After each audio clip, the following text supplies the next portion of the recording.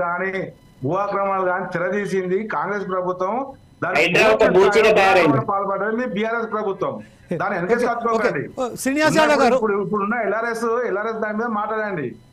ఇప్పుడు మీరు ఇప్పుడు దొంగలు ఊర్లు పంచుకున్నట్టు గతం మీరు ఏం చేసిండ్రు, 10 ఏళ్ల కింద మీరు ఏం చేసిండ్రు, గతంలో కాంగ్రెస్ ఏం చేసింది, ఇప్పుడున్న కాంగ్రెస్ ఏం చేసింది, మధ్యలో మీరేం చేసిండ్రు, ప్రజలందరూ తేటదిల్లమైంది, అందరు చూస్తున్నారు. శ్రీనివాస్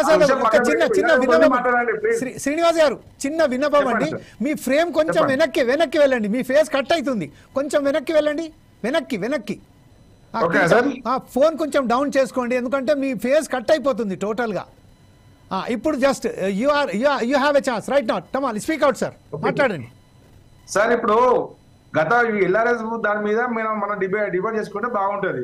కానీ ఇప్పుడు ఆ ప్రభుత్వం ఏం చేసింది, ఈ ప్రభుత్వం ఏం చేసిందంటే దొంగలు ఊర్లు బాదుకున్నారు. ఇప్పుడు వాళ్ళు గతంలో ఎల్ఆర్ఎస్ తీసుకొచ్చింది కాంగ్రెస్, దాన్ని వాడుకొని పూర్తి స్థాయిలో ప్రజలను రక్తం కాదు మీరు నరాలు మాంసం కానించి మీరు బీఆర్ఎస్ ప్రభుత్వం పీక్కొని తిన్నది. ఈ రోజు కనుక ఒక ప్రభుత్వ ఉద్యోగి కానీ ఒక సామాన్యుడు కానీ ఒక ప్లాట్ కొనుక్కుందామంటే ఈ ఎల్ఆర్ఎస్ ఈ రిజిస్ట్రేషన్ ఫీజులు కట్టడానికే భయపడి ఎవరు కొనలేరు.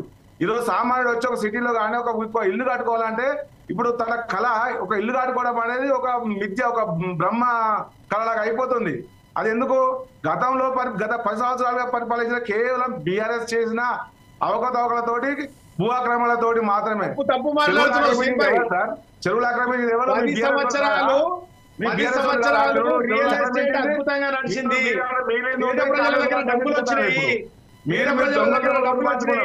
ఇప్పుడు మొత్తం రక్తం మాంసం ముద్దలు బొక్కలు సామాన్య ప్రజలు ఎవరు బతకడానికి వీలు లేదు. ఇప్పుడు దయచేసి చెప్తున్నాము, ఈ కాంగ్రెస్ ప్రభుత్వం కనుక ఎన్నికల హామీ ఇచ్చిన హామీ నిలబెట్టుకొని తాను ఇచ్చిన ఈ ఎల్ఆర్ఎస్ రద్దు చేస్తామని హామీ నిలబెట్టుకున్నాను, లేకపోతే ఖచ్చితంగా మా బీజేపీ తరఫున ఉద్యమం చేపట్టి ఈ మీ బీఆర్ఎస్ ప్రభుత్వానికి ఏ విధంగా బుద్ధి చెప్పినామో కాంగ్రెస్ ప్రభుత్వానికి కూడా అదే విధంగా బుద్ధి చెప్పడానికి దయచేసి పార్టీల విషయం కాదండి.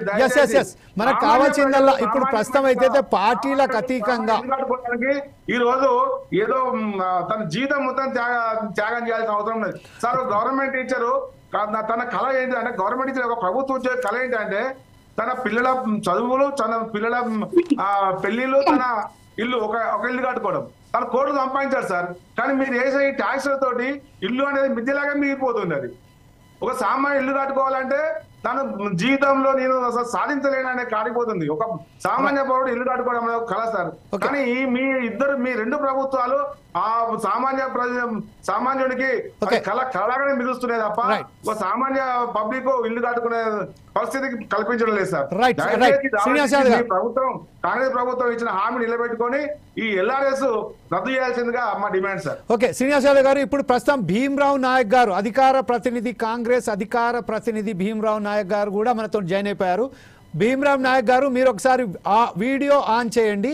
అలాగే ఒకసారి మనం పి బాలరాజు గారు రిటైర్డ్ ఎవరైతే ఉన్నారో ఎంఆర్ఓ గారు, తహసీల్దార్ గారు, వారి దగ్గరికి వెళ్దాం. వాస్తవానికి ఎల్ఆర్ఎస్కు సంబంధించిన ఎంతవరకు ఇది వాస్తవము, ఎంతవరకు ఇది ఉపయోగపడే స్కీమ్ అనేది కూడా మనం తెలుసుకోవడానికి ప్రయత్నం చేద్దాం. సార్, ఇప్పుడు ఏదైతే ఎల్ఆర్ఎస్ తీసుకొచ్చిందో కాంగ్రెస్ ప్రభుత్వం, దాంట్లో మీరు రూపాయి కట్టవలసిన అవసరం లేదు అని చెప్పిన నాయకులు ఈరోజు అధికారంలో వచ్చిన తర్వాత 20% సబ్సిడీ ఇస్తాము, 14% ఆఫ్